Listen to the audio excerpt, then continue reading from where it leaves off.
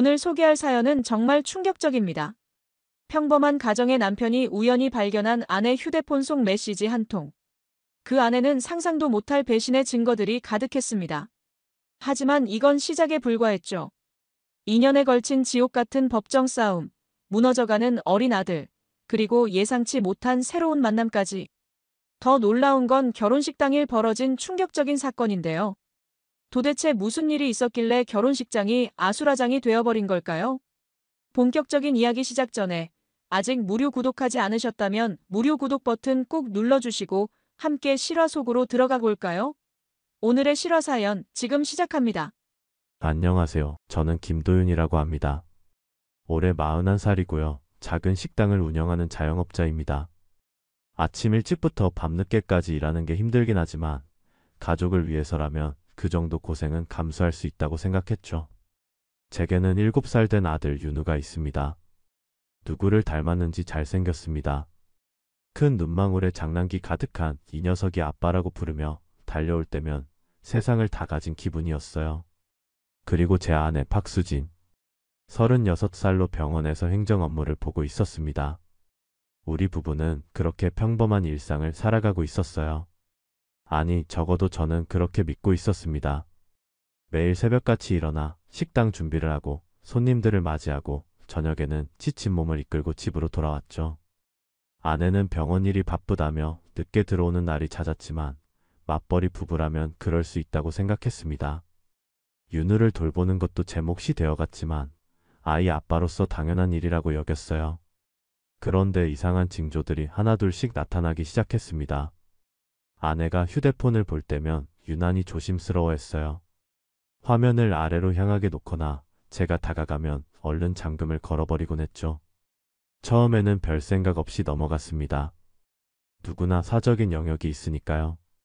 하지만 그런 행동이 점점 더 잦아지면서 뭔가 이상하다는 느낌을 지울 수가 없었습니다. 아내의 외출도 부쩍 늘어났어요.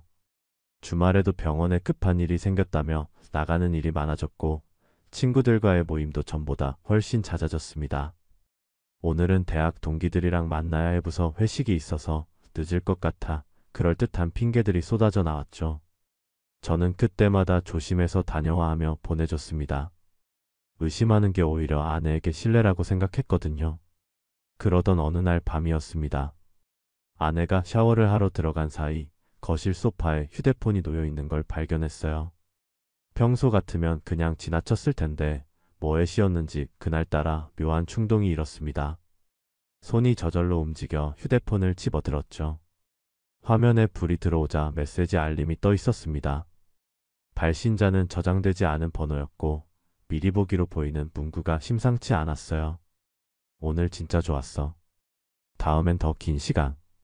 그 뒤는 가려져 있었습니다. 심장이 쿵쾅거리기 시작했어요. 이건 아니라고 오해일 거라고 스스로를 달랬지만 손은 이미 잠금 해제 패턴을 그리고 있었습니다. 다행히 아내의 패턴은 예전에 본 적이 있어서 기억하고 있었죠. 메신저 앱을 열자마자 제 눈앞에 펼쳐진 대화 내용에 온몸이 얼어붙었습니다. 도저히 부부 사이의 아내가 다른 남자와 나눌 수 없는 너무나도 노골적이고 적나라한 메시지들이 빼곡했어요. 당신이랑 있을 때가 제일 행복해. 남편은 그냥 의무감으로 같이 사는 것뿐이야. 빨리 이혼하고 당신이랑 새 출발하고 싶어. 이런 문장들 사이사이에는 더욱 선정적인 내용들이 담겨 있었습니다.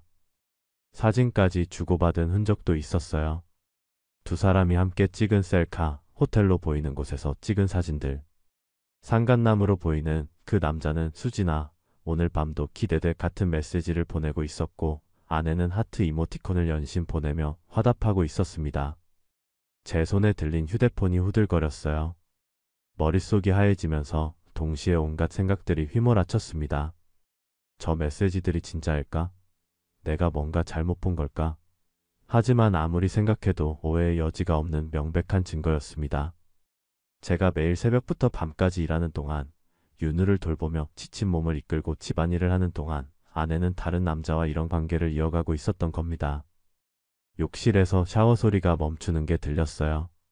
곧 아내가 나올 거라는 생각에 정신을 차렸습니다. 증거를 남겨야 한다는 본능적인 판단이 섰죠. 얼른 제 휴대폰을 꺼내 그 메시지들을 사진으로 찍기 시작했습니다. 손이 떨려서 제대로 찍히지 않았지만 몇 장이라도 확보해야 했어요. 가장 결정적인 대화 내용들, 사진들을 재빨리 촬영한 뒤 아내의 휴대폰을 원래 자리에 놓았습니다. 욕실 문이 열리고 아내가 나왔을 때 저는 애써 평온한 척 텔레비전을 보고 있었습니다. 아내는 머리를 말리며 윤우는 잤어? 하고 물었고 저는 응, 조금 전에 재웠어 하고 대답했죠. 목소리가 떨리지 않게 하려고 입술을 깨물었습니다. 아내는 아무렇지 않게 자기 휴대폰을 집어들고 침실로 들어갔어요. 그 뒷모습을 바라보는 제 시선에는 배신감과 분노, 그리고 말로 표현할 수 없는 상실감이 뒤섞여 있었습니다. 그날 밤 저는 한숨도 잘 수 없었어요. 옆에 누워있는 아내를 보면서도 낯선 사람처럼 느껴졌습니다. 이 사람이 정말 제가 사랑했던 윤우의 엄마인 그 사람이 맞나 싶었죠.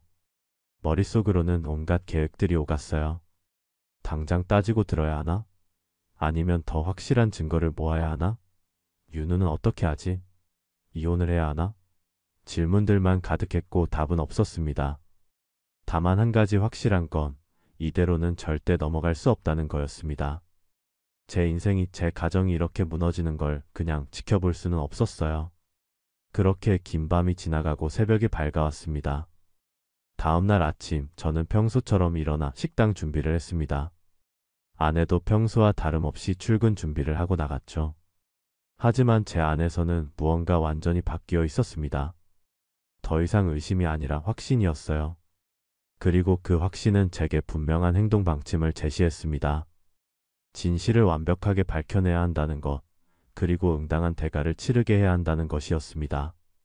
점심시간이 지나고 손님들이 뜸해지자 저는 인터넷 검색을 시작했습니다. 불륜 증거 수집 탐정 사무소 추천 같은 키워드들을 입력하며 정보를 모았어요. 처음에는 탐정을 고용한다는 게 드라마 속 이야기처럼 느껴졌지만 제게 다른 선택지는 없었습니다. 휴대폰 메시지만으로는 부족했어요. 더 결정적이고 명백한 증거가 필요했습니다. 며칠 동안 여러 탐정 사무소에 문의했고 그중 가장 신뢰가 가는 곳을 선택했습니다. 상담을 하러 간 날 탐정은 차분하게 제 이야기를 들어주더니 이렇게 말했어요.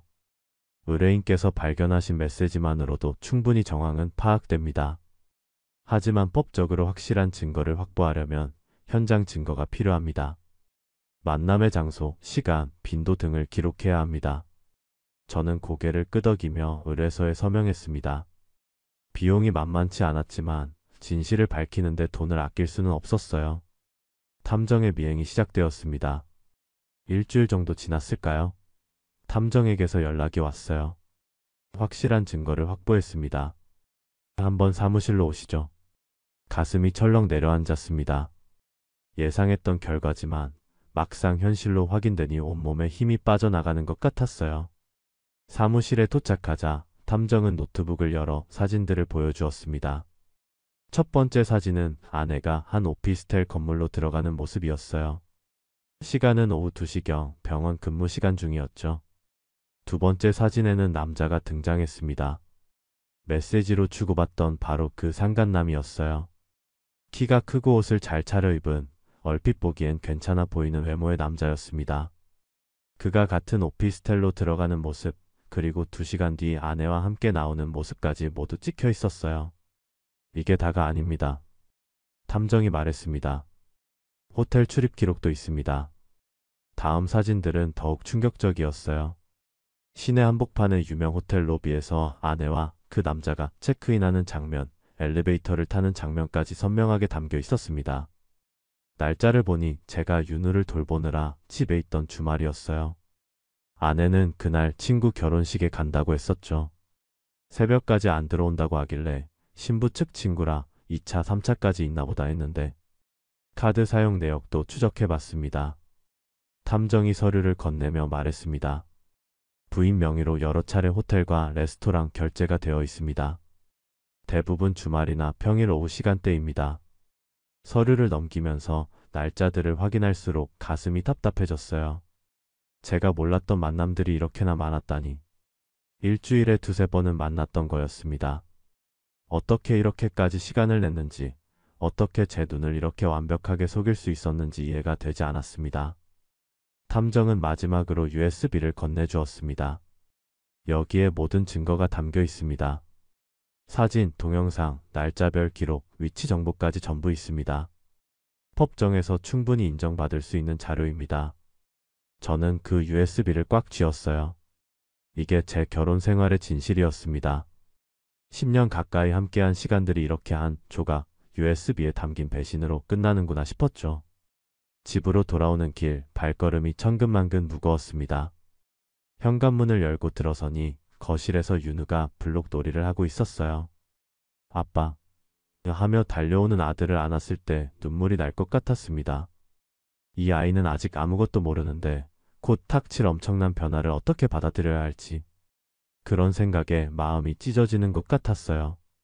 그날 저녁 아내가 퇴근해서 돌아왔을 때 저는 거실 소파에 앉아 기다리고 있었습니다. 윤우는 이미 재워놓은 상태였죠. 아내는 오늘 저녁은? 하고 물었지만 저는 대답 대신 탐정에게 받은 사진들을 테이블 위에 펼쳐놓았습니다. 아내의 얼굴이 순식간에 하얗게 질렸어요. 이게 뭐야? 떨리는 목소리로 물었지만 저는 침착하게 대답했습니다. 당신이 제일 잘 알잖아. 이게 뭔지. 아내는 한참 동안 말을 잇지 못하다가 갑자기 화를 내기 시작했습니다. 당신이 나한테 이런 짓을 해? 탐정까지 고용해서 미행을 시켜? 이건 명백한 사생활 침해야. 믿을 수 없었어요. 불륜을 저지른 사람이 오히려 화를 내다니. 저는 더욱 차분한 목소리로 말했습니다. 사생활 침해? 지금 그게 중요해? 당신이 한 일부터 설명해봐. 그러자 아내는 태도를 바꿔 눈물을 흘리기 시작했어요. 미안해, 정말 미안해. 내가 정신이 없었어. 용서해줘. 다시는 안 그럴게. 전형적인 반응이었습니다. 하지만 저는 이미 마음을 정한 상태였어요. 용서? 이게 한두 번이야? 몇 개월 동안 계속된 거잖아. 그동안 나한테 거짓말하고 윤우한테 거짓말하고 그러면서 다른 남자랑 호텔을 드나들었잖아. 아내는 더 세게 울기 시작했지만 제 마음은 굳어 있었습니다. 당신이 선택한 거야. 이제 그에 맞는 대가를 치러야지. 그리고 저는 준비해둔 서류를 꺼냈어요. 위자료 청구 소송과 이혼 소송 준비 서류였습니다. 변호사와 상담도 다 끝났어. 상간자한테도 위자료 청구할 거야. 이혼은 당연하고. 아내는 서류를 보더니 갑자기 태도가 돌변했습니다. 너 같은 답답이랑은 진작 헤어지고 싶었어. 매일 일만 하고 돈도 제대로 못 벌면서 나한테 뭘 해준 게 있다고. 그 본색이 드러나는 순간이었어요. 좋아. 그렇게 생각하는 거면 법정에서 보자. 저는 자리에서 일어났습니다. 아내는 여전히 뭔가 말하려 했지만 더 이상 들을 필요가 없었어요. 침실로 들어가 문을 잠그고 그날 밤 저는 윤우 옆에서 잠들었습니다. 아이의 평온한 숨소리를 들으며 이 아이만큼은 반드시 지켜내겠다고 다짐했죠. 아무리 힘들어도 아무리 긴 싸움이 되어도 끝까지 해내야 한다고 스스로에게 약속했습니다. 변호사 사무실을 처음 방문한 날을 잊을 수가 없습니다. 법률 서적들이 빼곡한 책장, 무거운 분위기의 상담실, 그 모든 게 제 인생이 완전히 다른 국면으로 접어들었다는 걸 실감나게 했어요. 변호사는 제가 가져온 증거들을 꼼꼼히 살펴보더니 고개를 끄덕였습니다. 증거는 충분합니다. 상간자에 대한 위자료 청구 소송부터 시작하는 게 좋겠습니다. 상간자 소송 준비는 생각보다 복잡했어요. 그 남자의 신상 정보를 확보하고 불륜 관계의 구체적인 증거들을 법적 서류로 정리하는 과정이 필요했습니다. 탐정이 확보한 자료들 외에도 통신기록, 카드 사용 내역, 목격자 진술 등을 추가로 모았죠. 밤마다 서류를 정리하고 변호사와 통화하면서 이게 정말 제 인생에서 일어나고 있는 일인가 싶었습니다. 소장을 접수한 지 한 달쯤 지났을 때 첫 재판 기일이 잡혔습니다. 법정에 들어서는 순간 제 인생에서 처음 느껴보는 묘한 긴장감이 온몸을 휘감았어요. 저쪽 변호인석에는 상간남과 그의 변호사가 앉아 있었습니다. 그 남자를 직접 마주한 건 그때가 처음이었는데 사진으로 보던 것보다 훨씬 비열해 보이더군요. 눈을 마주치자 그는 힐끗 쳐다보곤 고개를 돌렸습니다. 재판이 시작되고 제 변호사가 증거들을 제출했습니다. 호텔 출입 사진, 오피스텔 방문 기록, 메시지 내용, 카드 사용 내역. 하나하나 제시될 때마다 상간남의 얼굴이 일그러지는 게 보였어요. 그러다가 그의 변호사가 이렇게 주장했습니다. 제 의뢰인과 박수진 씨는 진정한 사랑을 나눈 것입니다. 단순한 육체적 관계가 아니라 정신적 교감을 바탕으로 한 만남이었습니다. 그 말을 듣는 순간 피가 거꾸로 솟는 것 같았어요.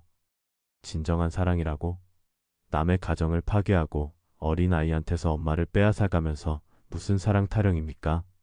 하지만 법정에서는 감정을 드러낼 수 없다는 변호사의 조언을 떠올리며 꾹 참았습니다. 대신 제 변호사가 조목조목 반박했죠. 사랑이라는 명목으로 혼인 공동체를 침해한 것은 명백한 불법행위입니다. 더구나 지속적이고 계획적인 만남이었다는 증거가 충분합니다. 재판은 몇 차례 더 이어졌습니다. 매번 법정에 나갈 때마다 식당 문을 일찍 닫아야 했고 그만큼 수입도 줄어들었어요. 하지만 포기할 수 없었습니다. 상간남 측에서는 계속해서 진정한 감정, 서로 사랑하는 사이 같은 주장을 펼쳤지만 판사는 증거를 중심으로 판단했습니다. 그리고 마침내 판결이 나왔어요. 피고는 원고에게 위자료 3천만 원을 지급하라.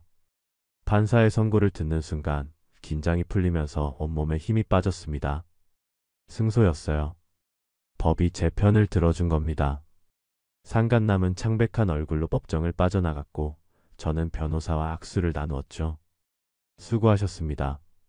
이제 이혼 소송을 준비해야겠네요. 변호사의 말에 저는 고개를 끄덕였습니다.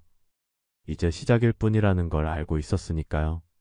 집으로 돌아오는 길, 판결문을 손에 쥐고 걸으면서도 실감이 나지 않았어요. 3천만 원이라는 위자료가 중요한 게 아니었습니다. 제 고통과 분노가 법적으로 인정받았다는 사실이 중요했죠. 누군가는 제 편이 되어 주었다는 것, 제가 겪은 일이 정당한 분노를 가질 만한 일이었다는 게 공식적으로 확인된 겁니다. 하지만 아내와의 이혼 문제는 더 복잡했습니다. 위자료 판결이 나자 아내는 태도를 완전히 바꿨어요. 처음엔 이혼에 합의하는 척하더니 갑자기 재산 분할과 양육권을 놓고 싸우겠다고 나선 겁니다. 윤우는 내가 키울 거야. 당신은 일만 하느라 아이한테 신경도 못 쓰잖아. 말도 안 되는 주장이었어요. 그동안 윤우를 돌본 건 거의 다 제가 한 일인데 어떻게 그런 말을 할 수 있는지 이해가 되지 않았습니다. 이혼 조정 절차가 시작되었습니다. 가정법원 조정실에서 조정위원 앞에 마주 앉았을 때 아내는 눈물을 흘리며 저도 잘못했지만 윤우한테는 엄마가 필요해요 라고 말했어요. 조정위원은 양쪽 이야기를 들으며 합의점을 찾으려 했지만 쉽지 않았습니다. 재산 분할 비율, 양육권, 면접 교섭권, 양육비 모든 게 첨예하게 대립했죠. 몇 차례 조정이 이어졌지만 합의는 이루어지지 않았습니다. 아내는 자기가 받을 수 있는 최대한을 요구했고 저는 윤우를 위해 양보할 수 없는 선이 있었어요. 결국 조정은 결렬되었고 본격적인 이혼 소송으로 넘어갔습니다. 변호사는 시간이 좀 걸릴 겁니다. 각오하셔야 해요 라고 말했지만 그때는 정확히 얼마나 긴 싸움이 될지 몰랐습니다. 첫 번째 이혼 소송 재판에서 아내 측 변호사는 제가 가정에 소홀했다고 주장했어요. 원고는 자영업에만 매달려 가족과의 시간을 갖지 않았습니다. 피고가 외로움을 느낄 수밖에 없는 환경이었습니다. 어이가 없었습니다. 가족을 위해 열심히 일한 게 잘못이란 말입니까? 그 돈으로 생활하고 아이를 키우고 집안을 꾸렸는데 말이죠. 제 변호사는 제가 윤우를 돌본 기록들, 학부모 상담에 참석한 내역, 아이와 함께 찍은 사진들을 증거로 제출했습니다. 재판은 한 달에 한 번꼴로 열렸지만 매번 진전이 거의 없었어요. 아내는 계속해서 새로운 주장을 내놓았고 그때마다 반박 자료를 준비해야 했습니다. 감정이 격해져서 법정에서 고성이 오가는 날도 있었죠. 판사는 냉정을 유지하십시오라고 말했지만 그게 어디 쉬운 일이던가요? 제 인생이 걸린 문제였으니까요. 이혼 소송이 본격화되면서 제 삶은 완전히 달라졌습니다. 아침에 눈을 뜨면 가장 먼저 드는 생각이 오늘은 또 어떤 서류를 준비해야 하나였어요. 식당 일과 병행하면서 법정 싸움을 이어가는 건 상상 이상으로 힘들었습니다. 새벽같이 일어나 장을 보고 식당 문을 열고 손님들을 맞이하고 틈틈이 변호사와 통화하고 저녁에는 윤우를 돌보고 밤에는 재판 준비를 하는 그런 날들이 끝없이 반복되었어요. 아내는 집을 나가 따로 살기 시작했지만 윤우 면접 교섭권을 주장하며 주말마다 들락날락했습니다. 문제는 아이를 만나러 올 때마다 저와 마찰을 빚었다는 거예요. 윤우 데리고 외출해도 되지? 안 돼. 판사 허락 없이는 안 돼. 당신 너무 심한 거 아니야? 내가 애 엄마인데. 이런 실랑이가 현관 앞에서 벌어지면 윤우는 방 안에서 두 손으로 귀를 막고 있었습니다. 그 모습을 볼 때마다 가슴이 찢어지는 것 같았어요. 윤우는 점점 말수가 줄어들었습니다. 학교에서 돌아오면 곧장 방으로 들어가 혼자 시간을 보냈어요. 윤우야, 오늘 학교에서 뭐 했어? 물어봐도 그냥요 하고 대답할 뿐이었죠. 담임 선생님에게서 연락이 왔습니다. 윤우가 요즘 수업 시간에 집중을 못하고 멍하니 창밖만 봐요. 혹시 집에 무슨 일이 있나요? 선생님께 대충 상황을 설명하자 선생님은 한숨을 쉬며 아이들은 다 느낍니다. 윤우한테 많은 관심을 기울여 주세요 라고 말했습니다. 밤마다 윤우는 악몽을 꾸었어요. 아빠, 아빠 하고 울면서 깨는 날이 잦아졌습니다. 달려가서 안아주면 온몸이 땀에 젖어 떨고 있었죠. 괜찮아, 아빠 여기 있어. 무서운 꿈 꾼 거야. 달래주면 윤우는 제 품에 파고들며 흐느꼈습니다. 엄마는 언제 와요? 왜 우리랑 안 살아요? 그 질문에 뭐라고 대답해야 할지 몰랐어요. 엄마는 지금 바쁜 일이 있어서 그래. 곧 다 해결될 거야. 거짓말인 줄 알면서도 아이를 안심시키려고 그렇게 말할 수밖에 없었습니다. 재판은 2달에 한 번, 그러다가 석 달에 한 번으로 간격이 벌어지기 시작했어요. 법원 일정이 밀려서 기일이 자꾸 미뤄졌습니다. 한 번 연기될 때마다 제 마음은 더 지쳐갔어요. 끝이 보이지 않는 터널 속을 걷는 기분이었습니다. 변호사는 이런 사건들이 다 그렇습니다. 인내심을 갖고 기다리셔야 해요 라고 했지만 인내에도 한계가 있는 법이죠. 그러던 어느 날 법원에서 또 다른 소송 당사자를 만나게 되었습니다. 폭도 벤치에 앉아 서류를 넘기고 있는데 옆자리에 한 여자분이 앉았어요. 지쳐 보이는 얼굴, 초점 없는 눈빛. 어딘가 제 모습과 비슷해 보였습니다. 우연히 눈이 마주치자 그분이 먼저 말을 걸었어요. 혹시 이혼 소송 중이세요? 저는 고개를 끄덕였습니다. 네, 그렇습니다. 그분도 가볍게 미소를 지으며 저도요. 이미 1년 넘게 하고 있어요 라고 했습니다. 그렇게 자연스럽게 대화가 시작되었죠. 그분의 이름은 이지연, 34살의 초등학교 교사였습니다. 그리고 놀랍게도 그분의 남편이 바로 제 아내와 바람을 피운 그 상간남이었어요. 혹시 박수진이라는 사람 아세요? 지연 씨가 조심스럽게 물었을 때 저는 순간 말문이 막혔습니다. 그게 제 아내인데요. 지연 씨의 눈이 커졌어요. 그럼 혹시 김도윤 씨세요? 위자료 소송건으로 제 남편을 고소한. 맞습니다. 두 사람은 잠시 말없이 서로를 바라봤어요. 같은 고통을 겪은 사람끼리만 알 수 있는 그런 공감대가 형성되는 순간이었습니다. 우리는 법원 카페테리아로 자리를 옮겨 이야기를 나눴어요. 지연 씨도 저와 비슷한 과정을 겪고 있었습니다. 남편의 불륜을 알게 된 뒤 이혼 소송을 시작했고 남편은 재산 분할을 놓고 계속 버티고 있었죠. 처음엔 정말 미칠 것 같았어요. 배신감에 분노에 자괴감에 밤마다 잠을 못 이루고 약을 먹어야 했어요. 지연 씨의 손이 컵을 잡고 떨리는 게 보였습니다. 저도 마찬가지입니다. 제가 말했어요.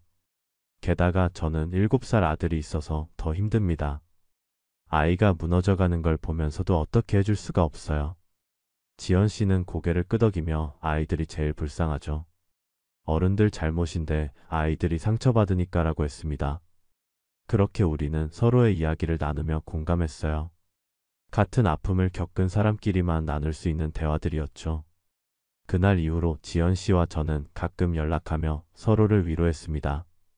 재판이 있는 날 우연히 마주치면 커피를 마시며 근황을 나누었고 때로는 전화로 하소연을 들어주기도 했어요. 오늘 또 재판 연기됐어요. 이러다 몇 년을 끌지 모르겠어요. 저도요. 변호사는 최소 2년은 걸릴 거라던데. 서로의 고통을 나누다 보니 조금은 짐이 가벼워지는 느낌이었습니다. 어느 주말 윤우를 데리고 공원에 나갔다가 우연히 지연 씨를 만났어요. 그분도 산책을 나온 길이라고 했죠. 안녕하세요. 인사를 나누고 함께 걷기 시작했습니다. 윤우는 처음엔 낯설어 했지만 지연 씨가 초등학교 선생님이라고 하자 금세 친근하게 다가갔어요. 선생님, 저 학교에서 그림 그리기 상 받았어요. 정말? 우와, 윤우는 그림을 잘 그리는구나. 지연 씨는 아이를 대하는 게 자연스러웠습니다. 교사라는 직업 때문인지 윤우의 눈높이에 맞춰 대화하고 칭찬해 주었어요. 윤우는 오랜만에 환하게 웃었습니다. 그 모습을 보면서 가슴 한편이 따뜻해지는 걸 느꼈어요. 얼마나 오랜만에 보는 아들의 웃음인지 모르겠더군요. 공원 벤치에 앉아서 우리는 계속 이야기를 나눴습니다. 윤우는 옆에서 그네를 타며 놀았고요. 요즘도 잠을 못 주무세요? 제가 물었습니다. 지연 씨의 눈 밑에 다크서클이 진하게 깔려 있었거든요. 네, 여전히 약 없이는 못 자요. 우울증 진단도 받았어요. 그래도 예전보단 좀 나아진 것 같아요. 도윤 씨랑 이야기 나누면서 제가 혼자가 아니라는 걸 알게 됐으니까요. 그 말에 저도 공감했습니다. 저도 그래요. 누군가 제 마음을 이해해 준다는 게 큰 힘이 됩니다. 해가 지기 시작하자 우리는 각자 집으로 돌아가기로 했어요. 윤우는 선생님 또 만나요? 네 하고 손을 흔들었고 지연 씨도 웃으며 손을 흔들어 주었습니다. 집으로 가는 길 윤우가 아빠 그 선생님 좋은 분 같아요. 다음에 또 만날 수 있어요? 라고 물었어요. 그래, 기회 되면 또 만나자. 대답하면서 문득 생각했습니다. 이렇게 힘든 시기에 서로 기댈 수 있는 사람이 있다는 게 얼마나 다행인지. 그날 밤 윤우를 재우고 나서 지연 씨에게 문자를 보냈습니다. 오늘 윤우가 정말 오랜만에 환하게 웃었어요. 감사합니다. 코탑장이 왔어요. 저도 오랜만에 마음이 편했어요. 윤우 정말 착한 아이네요. 그렇게 우리는 조금씩 가까워지고 있었습니다. 하지만 그땐 몰랐어요. 이 만남이 앞으로 제 인생에 얼마나 큰 의미가 될지는. 이혼 소송이 1년을 넘어서자 주변에서도 하나둘 걱정의 목소리를 내기 시작했습니다. 도윤아, 그냥 적당히 합의하고 끝내는 게 어때? 너무 오래 끌면 너만 힘들어. 친구들의 조언이었죠. 하지만 저는 고개를 저었습니다. 아니야. 끝까지 가봐야 해. 제대로 된 결론을 내야 해. 물러설 수 없었어요. 이건 제 인생이 걸린 문제였고 윤우의 미래가 걸린 문제였으니까요. 아내 측에서는 계속해서 새로운 요구사항을 내놓았습니다. 양육비를 더 높이겠다. 재산 분할 비율을 다시 조정하자. 면접 교섭권을 확대하자. 매번 재판 때마다 새로운 주장이 나왔어요. 제 변호사는 상대방이 시간을 끄는 전략입니다. 지치게 만들어서 유리한 조건으로 합의를 끌어내려는 거조라고 설명했습니다.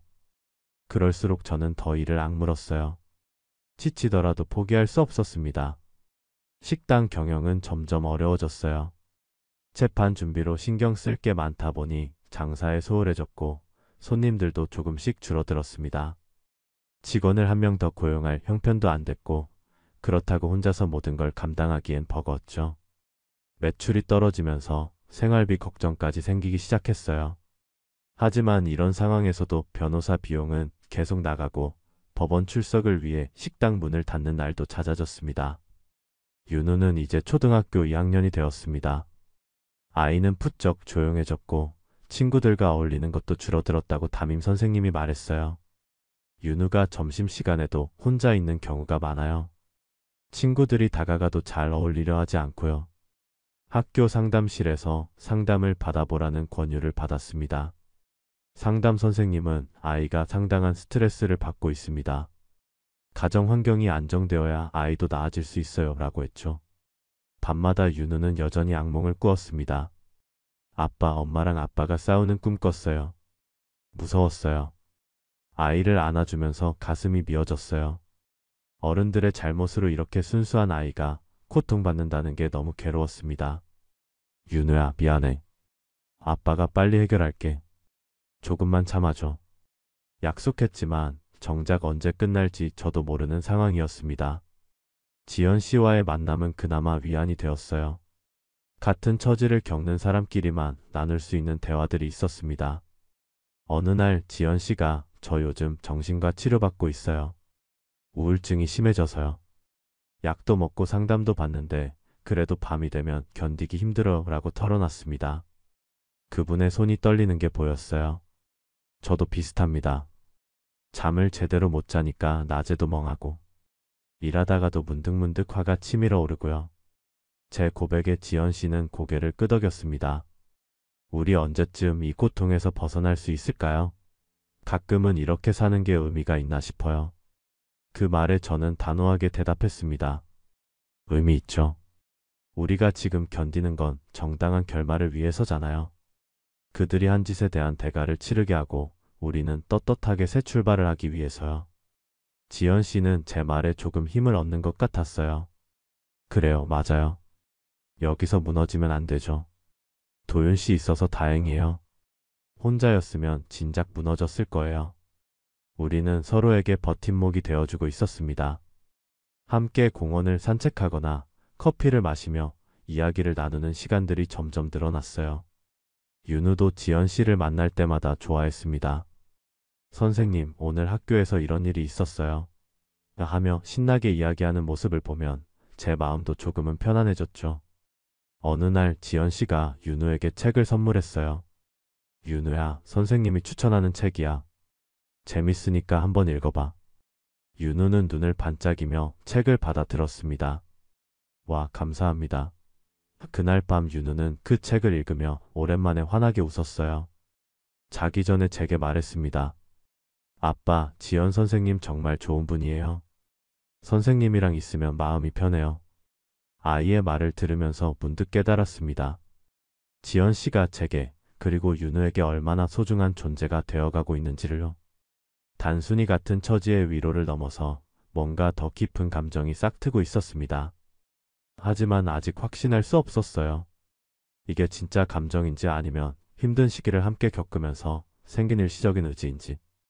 게다가 아직 이혼도 끝나지 않은 상태에서 새로운 감정을 품는 게 옳은 건지 확신이 서지 않았습니다. 그러던 중 드디어 희소식이 들려왔어요. 변호사에게서 전화가 온 겁니다. 도윤 씨, 다음 달에 최종 판결이 나올 것 같습니다. 판사님이 더 이상 끌 이유가 없다고 판단하신 것 같아요. 2년 가까이 걸린 긴 싸움이 드디어 끝을 향해 가고 있었습니다. 가슴이 두근거렸어요. 기쁘기도 하고 동시에 두렵기도 했습니다. 어떤 판결이 나올지, 그 이후의 삶은 어떻게 될지. 최종 재판날이 다가오자 긴장감이 극에 달했습니다. 전날 밤 잠을 거의 못 이뤘어요. 아침 일찍 일어나 정장을 입고 법원으로 향했습니다. 법정에 들어서자 저쪽에 아내가 앉아 있었어요. 2년 동안 수도 없이 마주쳤지만 그날따라 더 낯설게 느껴졌습니다. 한때 사랑했던 사람, 윤우의 엄마였던 사람. 이제는 완전히 남이 되어가고 있었습니다. 재판이 시작되고 판사가 최종 판결문을 낭독하기 시작했어요. 원고와 피고의 이혼을 인정한다. 양육권은 원고에게 있으며 피고는 매월 일정 금액의 양육비를 지급해야 한다. 재산 분할은. 판사의 목소리가 계속 이어졌지만 첫 문장만으로도 충분했습니다. 이혼이 인정되었고 윤우의 양육권은 제가 갖게 된 겁니다. 그 순간 긴장이 풀리면서 눈물이 핑 돌았어요. 법정을 나올 때 아내가 제게 다가왔습니다. 당신 이겼네. 만족해? 비아냥대는 목소리였죠. 저는 담담하게 대답했습니다. 이긴 게 아니야. 그냥 끝난 거지. 이제 각자 갈 길 가자. 아내는 뭔가 더 말하려다가 그냥 돌아섰어요. 그 뒷모습을 보면서 모든 게 정말 끝났다는 걸 실감했습니다. 변호사 사무실에서 최종 서류 절차를 마치고 나오는 길, 발걸음이 가벼웠습니다. 2년 가까운 지옥 같은 시간이 드디어 끝났어요. 자유였습니다. 진짜 제 인생을 다시 시작할 수 있는 자유 말이죠. 가장 먼저 윤우에게 알려주고 싶었어요. 윤우야, 이제 다 끝났어. 아빠랑 행복하게 살 수 있어. 집으로 가면서 전화기를 꺼냈습니다. 그리고 지연 씨에게 전화를 걸었어요. 지연 씨, 저 드디어 이혼 판결 났습니다. 판결이 확정되고 한 달쯤 지났을 때 저는 새로운 시작을 준비하고 있었습니다. 식당도 조금씩 안정을 찾아가고 윤우도 예전보다 밝아지는 게 눈에 보였어요. 무엇보다 제 마음속에서 무거운 짐 하나가 내려간 것 같았습니다. 더 이상 법정에 나갈 필요도 아내와 싸울 필요도 없었죠. 이제는 정말로 앞을 향해 걸어갈 수 있게 된 겁니다.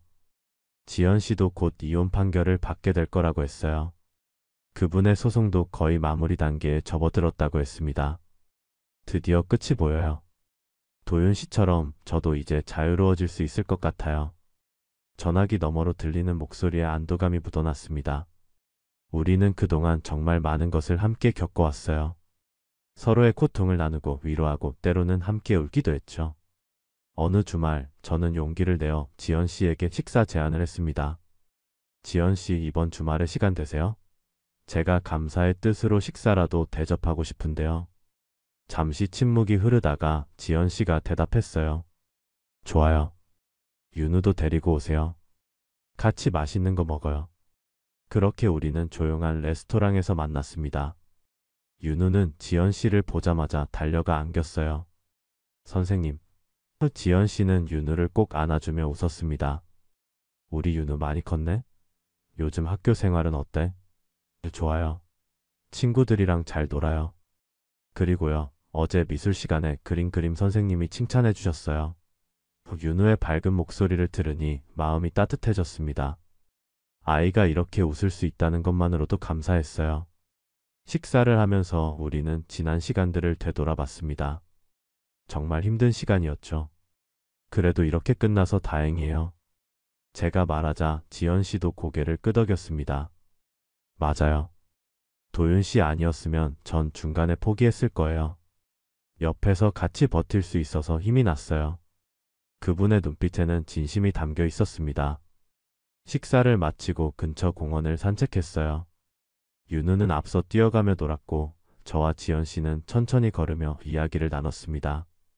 지연 씨 사실 할 말이 있어요. 제가 조심스럽게 꺼냈습니다. 가슴이 두근거렸어요. 저는 이제 완전히 자유로운 몸이 되었고요. 앞으로 새로운 시작을 하려고 합니다. 그런데 말을 잇지 못하고 있자 지연 씨가 저를 바라봤습니다. 그런데요. 그 새로운 시작에 지연 씨도 함께 해주셨으면 합니다. 제 고백에 지연 씨는 잠시 놀란 표정을 지었어요. 그리고는 천천히 미소를 지었습니다. 도윤 씨 저도 사실 같은 마음이었어요. 하지만 먼저 말하기가 조심스러웠어요. 우리는 벤치에 앉아 진지하게 이야기를 나눴습니다. 저희 둘 다 힘든 시간을 겪었잖아요. 그래서 더 신중해야 한다고 생각해요. 서로에게 상처 주지 않으려면 천천히 가야 할 것 같아요. 지연 씨의 말이 맞았습니다. 우리는 급하게 서두를 필요가 없었어요. 충분히 서로를 알아가고 확신을 가진 다음에 다음 단계로 나아가면 되는 거였죠. 하지만 한 가지는 확실해요. 제가 말했습니다. 지연 씨와 함께 있을 때 제 마음이 편안합니다. 윤우도 지연 씨를 정말 좋아하고요. 저는 지연 씨와 진지하게 만나고 싶어요. 지연 씨는 제 손을 잡았습니다. 저도 그래요. 도윤 씨와 윤우와 함께 있으면 제가 치유되는 느낌이에요. 천천히 하지만 진심으로 가보자고요. 그날부터 우리는 공식적으로 만나기 시작했습니다. 주말마다 세 사람이 함께 시간을 보냈어요. 영화도 보고 놀이공원도 가고 때로는 집에서 함께 요리를 하기도 했습니다. 윤우는 지연 씨를 점점 더 따랐고 선생님이 우리 집에 자주 왔으면 좋겠어요 하고 말할 정도였죠. 몇 달이 흐르면서 우리의 관계는 더욱 깊어졌습니다. 지연 씨의 이혼도 최종 확정되었고 그분도 완전히 자유로워졌어요. 어느 날 저녁 세 사람이 집에서 식사를 마치고 있을 때 윤우가 갑자기 물었습니다. 아빠, 지연 선생님이 우리 엄마가 되면 안 돼요? 아이의 순수한 질문에 저와 지연 씨는 서로를 바라봤습니다. 윤우야, 그건. 제가 말을 꺼내려는데 지연 씨가 먼저 윤우를 안아주었어요. 윤우야, 선생님도 그랬으면 좋겠어. 윤우랑 아빠랑 계속 함께 있고 싶어. 그 말에 윤우는 환하게 웃었습니다. 진짜요? 야호. 아이의 기쁨에 찬 반응을 보면서 이게 옳은 선택이라는 확신이 들었어요. 그날 밤 윤우를 재운 뒤 저는 지연 씨에게 정식으로 청혼했습니다. 지연 씨, 저와 결혼해 주시겠어요? 제가 지연 씨를 평생 행복하게 해드릴게요. 윤우도 지연 씨를 엄마로 원하고 있고요. 우리 셋이서 새로운 가정을 꾸렸으면 합니다. 지연 씨는 눈물을 글썽이며 고개를 끄덕였습니다. 네, 좋아요. 도윤 씨와 윤우와 함께 행복한 가정을 만들고 싶어요. 우리는 결혼 준비를 시작했습니다. 성대한 예식보다는 촉촉한 결혼식을 원했어요. 가까운 가족과 친구들만 초대해서 진심 어린 축복 속에서 결혼하고 싶었죠. 양가 부모님들도 우리 관계를 응원해 주셨습니다. 두 사람 다 많이 힘들었잖아. 이제 행복하게 살아라. 부모님들의 축복이 큰 힘이 되었어요. 결혼식 날짜를 잡고 작은 예식장을 예약했습니다. 하객은 20명 남짓. 정말 소중한 사람들만 초대했어요. 웨딩드레스를 고르러 갔을 때 지연 씨는 화려한 것보다 단아한 게 좋겠어요. 우리 결혼은 과시가 아니라 새 출발이니까요 라고 말했습니다. 그 말에 저도 공감했죠. 우리에게 필요한 건 사치스러운 결혼식이 아니라 진심 어린 시작이었으니까요. 윤우는 결혼식을 손꼽아 기다렸습니다. 아이의 들뜬 목소리를 들으니 가슴이 벅차올랐어요. 이 아이에게 다시 완전한 가정을 만들어줄 수 있다는 게 감사했습니다. 물론 지연 씨가 친엄마를 대신할 수는 없겠지만 윤우를 진심으로 사랑하고 돌봐줄 사람이라는 걸 알았으니까요. 결혼식 한 주 전 우리는 예식장을 미리 방문했습니다. 작지만 따뜻한 분위기의 공간이었어요. 여기서 우리의 새로운 시작을 약속하는 거예요. 지연 씨가 제 손을 잡으며 말했습니다. 이번엔 진짜 행복을 지켜낼 거예요. 서로를 믿고 존중하고 사랑하면서 살 거예요. 저도 그분의 손을 꽉 쥐었습니다. 그럼요. 우리는 이미 충분히 아픔을 겪었잖아요. 이제는 행복할 자격이 있어요. 예식 전날 밤 잠이 오지 않아 창밖을 내다봤습니다. 별이 총총한 밤하늘을 보면서 지난 시간들을 떠올렸어요. 아내의 배신을 알았을 때의 충격, 긴 소송 과정의 고통, 윤우가 힘들어하던 모습. 하지만 그 모든 것을 견뎌낸 끝에 지금의 행복이 온 거였습니다. 지연 씨를 만난 것도, 윤우가 다시 웃을 수 있게 된 것도 모두 그 고통을 이겨냈기에 가능한 일이었죠. 다음 날 아침 햇살이 방 안으로 쏟아져 들어왔습니다. 결혼식 날이었어요. 윤우를 깨워 준비를 시키고 저도 예복을 갖춰 입었습니다. 거울을 보니 긴장된 표정의 제 모습이 보였어요. 하지만 동시에 행복한 미소도 번지고 있었습니다. 오늘 나는 새로운 인생을 시작한다. 그렇게 다짐하며 예식장으로 향했습니다. 우리의 새로운 시작이 기다리고 있었으니까요. 예식장에 도착하자 초대한 하객들이 하나둘 모여들고 있었습니다. 양가 부모님, 형제들, 그리고 제 식당 단골 손님들과 지연 씨의 동료 교사들. 모두 진심 어린 미소로 우리를 맞이해 주었어요. 축하한다, 도윤아. 정말 잘 됐다. 친구들이 어깨를 두드리며 축하해 주었고 부모님은 제 손을 꼭 잡으며 이제 행복만 하자라고 말씀하셨습니다. 신부 대기실에서 준비를 마친 지연 씨는 정말 아름다웠습니다. 화려하진 않지만 단아한 드레스를 입은 모습이 마치 천사 같았어요. 처음 만날 때의 지친 표정은 온데간데 없고 이제는 행복에 찬 미소만 가득했습니다. 도윤 씨 떨려요. 정말 꿈만 같아요. 지연 씨가 속삭이듯 말했습니다. 저도요. 하지만 진짜예요. 우리 정말 결혼하는 거예요. 윤우는 새 양복을 입고 링보이 역할을 준비하고 있었어요. 작은 쿠션 위에 반지가 놓여 있었고 아이는 그걸 소중히 들고 연습하는 중이었죠. 윤우야, 긴장되니? 아니요. 저 잘할 수 있어요. 아이의 자신감 넘치는 대답에 웃음이 났습니다. 모든 게 순조로웠어요. 이제 식이 시작되기만을 기다리면 되는 거였죠. 예식 시작 10분 전 하객들이 모두 자리에 앉았습니다. 음악이 흐르기 시작하고 사회자가 마이크를 잡았어요. 신랑 신부의 새로운 시작을 축하하기 위해 이 자리에 모여주신 여러분께 감사드립니다. 제 심장이 빠르게 뛰기 시작했습니다. 드디어 시작이구나. 손에 땀이 맺혔어요. 그때였습니다. 예식장 뒤쪽 문이 갑자기 벌컥 열리는 소리가 들렸어요. 모든 사람의 시선이 그쪽으로 향했습니다. 그리고 그곳에 서 있는 사람을 보는 순간 제 온몸이 굳어버렸어요. 전처 박수진, 그리고 그 옆에는 상간남이 서 있었습니다. 둘 다 흐트러진 옷차림에 험악한 표정을 하고 있었죠. 잠깐만요. 수진이 큰 소리로 외쳤습니다. 예식장 안이 순식간에 술렁거리기 시작했어요. 하객들은 놀란 표정으로 서로를 바라봤고 사회자는 당황한 얼굴로 말을 잇지 못했습니다. 수진은 거침없이 앞으로 걸어오기 시작했어요. 이 결혼식 그냥 진행될 수 없어요.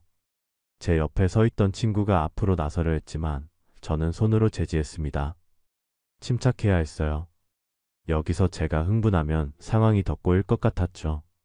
무슨 일이세요? 제가 가능한 한 차분한 목소리로 물었습니다. 수지는 저를 쏘아보며 말했어요. 재산 분할 아직 끝난 거 아니에요. 내가 받을 게 더 있다고요. 말도 안 되는 소리였습니다. 모든 법적 절차는 이미 끝났어요. 판결도 확정되었고 재산 분할도 완료되었죠. 무슨 말씀이세요? 모든 게 법적으로 정리됐잖아요. 제가 대답하자 수지는 더욱 목소리를 높였습니다. 아니야. 당신이 숨긴 재산이 있을 거라고. 식당 수익을 제대로 신고 안 했을 거란 말이야. 완전히 터무니없는 주장이었어요. 저는 모든 수익을 정확하게 신고했고 세무 기록도 깨끗했습니다. 하지만 수지는 멈추지 않았어요. 그리고 윤우, 양육권도 다시 싸울 거야. 내가 애 엄마인데 왜 내가 못 키워? 점점 더 감정적으로 변해가는 수진을 보면서 옆에 있던 상간남도 가세했습니다. 맞아요. 이건 정당한 요구예요. 상간남이 끼어들었죠. 하객들 사이에서 웅성거림이 커졌습니다. 저게 뭐야? 미친 사람들 아니야? 결혼식을 왜 망치려고 하는 거야? 분노한 목소리들이 여기저기서 터져 나왔어요. 양가 부모님도 충격받은 표정으로 일어서셨습니다. 지연 씨의 아버지가 앞으로 나서며 말했습니다. 지금 뭐 하는 짓이요? 여기가 어디라고 이러는 거요? 하지만 수지는 개의치 않았어요. 이 결혼 자체가 잘못된 거라고요. 저 남자는 아직 나한테 빚이 있어요. 완전히 이성을 잃은 모습이었습니다. 옆에서 상간남도 우리 말 들어보세요. 라며 소리쳤죠. 윤우가 제 뒤에서 부들부들 떨고 있는 게 느껴졌습니다. 아이가 겁에 질린 목소리로 아빠 라고 불렀어요. 그 순간 제 안에서 뭔가 끊어지는 느낌이 들었습니다. 더 이상 참을 수 없었어요. 하지만 폭력적으로 대응할 순 없었죠. 저는 주머니에서 휴대폰을 꺼내 침착하게 일일이 눌렀습니다. 여보세요, 경찰서죠? 결혼식장에서 난동을 부리는 사람들이 있습니다. 제가 전화하는 걸 본 수진의 얼굴이 하얗게 질렸어요. 뭐 하는 거야? 당신들이 지금 불법적인 행위를 하고 있어요. 경찰 불렀으니까 경찰이 와서 정리할 겁니다. 제 목소리는 놀랍도록 차분했습니다.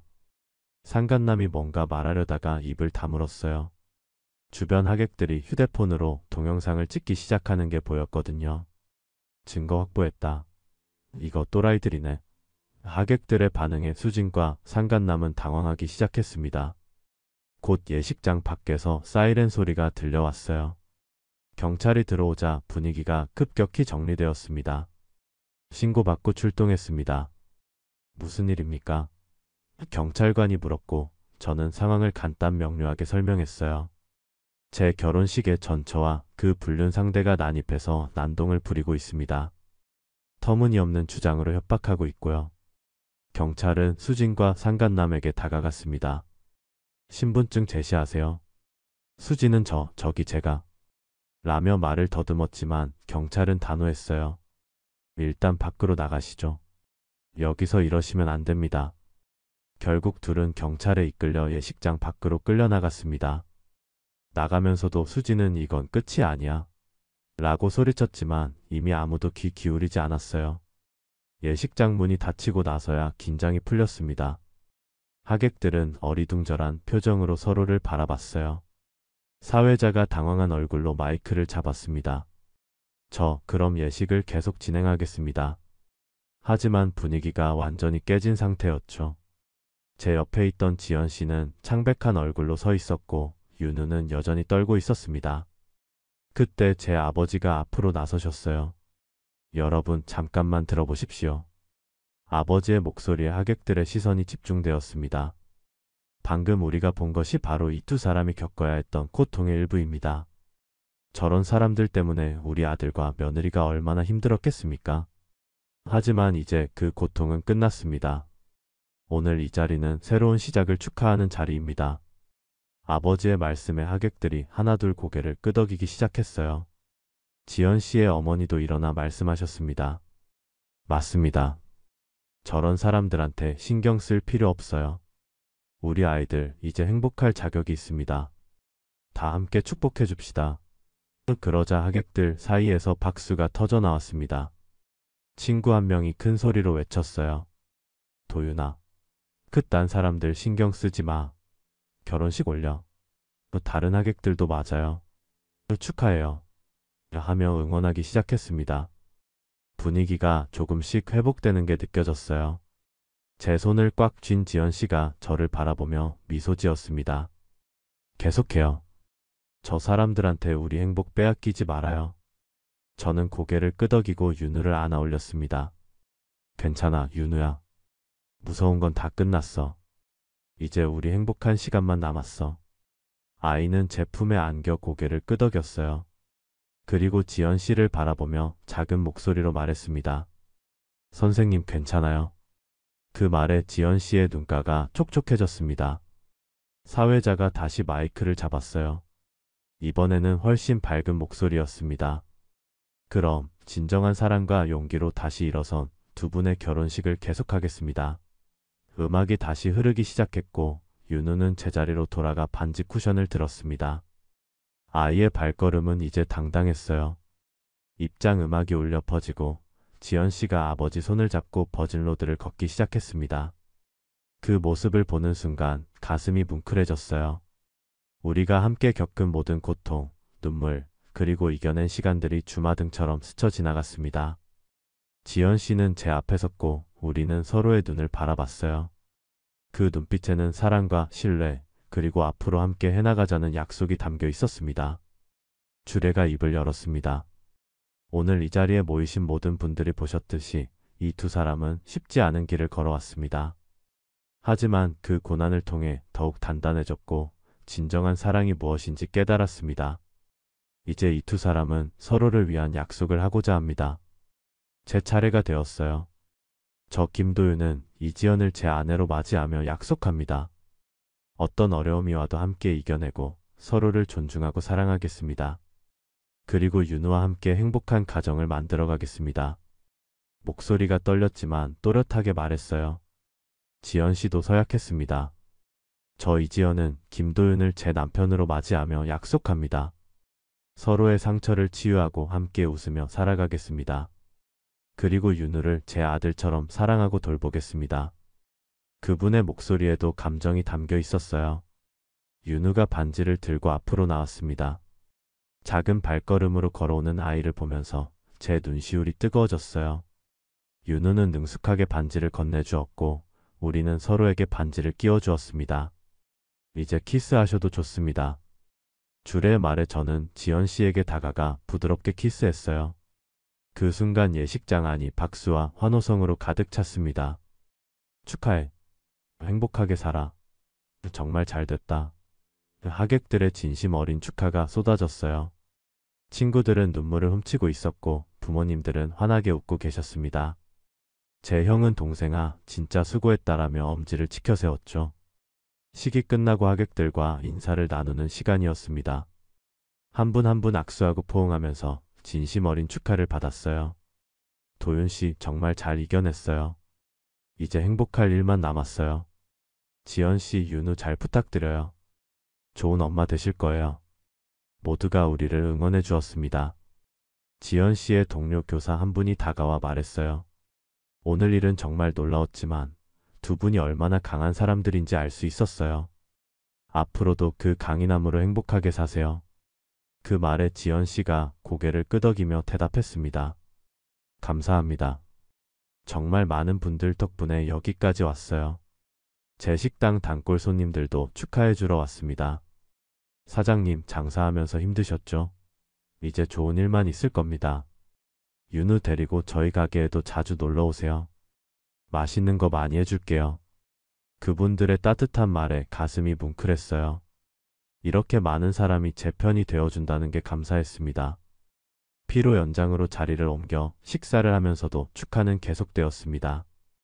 양가 부모님이 함께 건배를 제의하셨어요. 이제 우리 두 집안이 한 가족이 되었습니다. 서로 아끼고 사랑하며 살아갑시다. 모두가 잔을 들어 건배했고 환한 웃음꽃이 피어났습니다. 식사 중간에 제 친구 하나가 마이크를 잡고 말했습니다. 여러분, 오늘 참 특별한 날이었죠? 처음엔 당황스러웠지만 덕분에 도윤이가 얼마나 대단한 사람인지 알게 됐어요. 저런 상황에서도 침착하게 대처하는 모습 정말 멋있었습니다. 하객들이 다시 한번 박수를 쳤어요. 그리고 지연 씨, 그 친구가 계속 말했습니다. 두 분이 함께 겪은 고통을 이겨내고 여기까지 온 것 정말 대단해요. 앞으로 행복만 가득하기를 진심으로 바랍니다. 지연 씨는 부끄러운 듯 고개를 숙였지만 얼굴에는 미소가 가득했어요. 피로연이 끝나갈 무렵 저는 마이크를 잡았습니다. 하객들에게 감사 인사를 전하고 싶었거든요. 오늘 이 자리에 와주신 모든 분께 진심으로 감사드립니다. 여러분도 아시다시피 오늘 예상치 못한 일이 있었습니다. 잠시 말을 멈추고 심호흡했어요. 하지만 그 일은 오히려 제게 확신을 주었습니다. 저와 제 아들 윤우 그리고 지연. 우리 세 사람이 함께라면 어떤 어려움도 이겨낼 수 있다는 확신 말이죠. 윤우가 제 옆에 와서 손을 잡았습니다. 지연 씨도 다른 손을 잡아주었어요. 과거에 저희를 힘들게 했던 사람들이 있었습니다. 하지만 저희는 그들에게 무너지지 않았어요. 법적으로 정당하게 싸웠고 이겼습니다. 그리고 그 과정에서 진정한 사랑이 무엇인지 깨달았죠. 하객들이 숨죽이며 제 말을 들었습니다. 오늘 그들이 마지막 발악을 했지만 더 이상 저희 인생에 영향을 미칠 수 없습니다. 저희는 이미 그들을 넘어섰으니까요. 제 목소리에 힘이 실렸어요. 앞으로 저희 가족은 서로를 사랑하고 존중하며 행복하게 살아갈 것입니다. 그리고 이 행복을 끝까지 지켜낼 것입니다. 하객들 사이에서 우레와 같은 박수가 터져 나왔습니다. 브라보. 정말 멋있어요. 행복하세요. 환호성이 예식장을 가득 채웠어요. 저는 지연 씨를 바라보며 웃었고 지연 씨도 눈물을 글썽이며 미소 지었습니다. 윤우는 두 손을 번쩍 들어 올리며 야호 하고 외쳤죠. 제 아버지가 다가와 어깨를 두드리셨습니다. 아들아, 정말 잘했다. 내가 자랑스럽다. 어머니는 지연 씨를 꼭 안으며 우리 며느리, 우리 윤우 잘 부탁한다라고 말씀하셨어요. 지연 씨의 부모님도 저를 안아주시며 우리 딸 행복하게 해줘서 고맙다라고 하셨습니다. 피로연이 완전히 끝나고 우리는 예식장을 나왔습니다. 밖에는 이미 어둠이 내려앉아 있었어요. 하지만 예식장 앞에는 하객들이 늘어서서 꽃가루를 뿌리며 축하해 주었습니다. 행복하세요. 사랑해요. 환송 속에서 우리는 차에 올랐어요. 차 안에서 윤우가 말했습니다. 아빠, 오늘 정말 재밌었어요. 무서운 것도 있었지만 아빠가 멋있게 해결했어요. 아이의 말에 웃음이 났습니다. 윤우가 옆에 있어서 아빠도 용기가 났어. 지연 씨도 윤우의 머리를 쓰다듬으며 우리 윤우 정말 씩씩했어 라고 칭찬했어요. 집으로 가는 길 창밖의 야경을 바라보며 생각했습니다. 오늘 있었던 난동이 오히려 우리에게 선물이 된 것 같다고요. 저 사람들이 얼마나 비참한지 그리고 우리가 얼마나 당당한지를 모두에게 보여준 기회였으니까요. 이제 정말로 모든 게 끝났고 새로운 시작만이 남았습니다. 집에 도착해서 윤우를 씻기고 재웠습니다. 그리고 거실로 나와 소파에 앉았더니 지연 씨가 제 어깨에 기대며 말했어요. 오늘 정말 긴 하루였죠? 네, 맞아요. 하지만 좋은 하루였어요. 저도 그녀의 손을 잡았습니다. 이제 정말 우리 시작이네요. 네, 진짜 시작이에요. 창밖으로 별이 총총한 밤하늘이 보였습니다. 지난 2년 동안의 고통, 눈물, 분노. 모든 게 이 순간을 위한 과정이었던 것 같았어요. 그 시간들이 없었다면 지금의 행복도 없었을 테니까요. 아픔을 겪었기에 행복의 소중함을 더 잘 알게 되었고 상처받았기에 서로를 더 깊이 이해할 수 있게 되었습니다. 오늘 당신이 한 말 정말 멋있었어요. 지연 씨가 말했습니다. 끝까지 지켜내겠다는 그 말. 진심이었어요. 저는 그분을 바라보며 단호하게 말했어요. 저와 윤우 그리고 당신. 우리 세 사람의 행복을 끝까지 지켜낼 겁니다. 누구도 무엇도 우리를 흔들 수 없어요. 다음 날 아침 햇살이 방 안으로 쏟아져 들어왔습니다. 윤우가 먼저 일어나 저희 방으로 뛰어왔어요. 아빠, 엄마, 일어나세요. 아이는 이제 지연 씨를 자연스럽게 엄마라고 부르고 있었습니다. 우리는 함께 침대에 누워 서로를 안으며 웃었어요.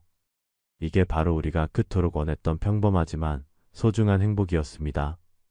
식탁에 둘러앉아 아침을 먹으면서 윤우가 물었습니다. 오늘 뭐해요? 지연 씨가 대답했어요. 오늘은 우리 셋이서 공원 가자. 그네도 타고 자전거도 타고. 와, 좋아요. 윤우는 신이 나서 방방 뛰었습니다. 그 모습을 보면서 저는 확신했어요. 우리는 정말로 행복해질 수 있다고 이미 행복한 거라고. 창밖으로 보이는 하늘은 구름 한 점 없이 맑았습니다. 마치 우리의 앞날을 축복하는 것처럼요. 과거의 먹구름은 모두 걷히고 이제 밝은 미래만이 펼쳐져 있었습니다. 저희는 서로의 손을 꼭 잡고 그 미래를 향해 함께 걸어가기로 했어요. 어떤 어려움이 와도 이제 우리는 함께니까 이겨낼 수 있다는 걸 알았으니까요.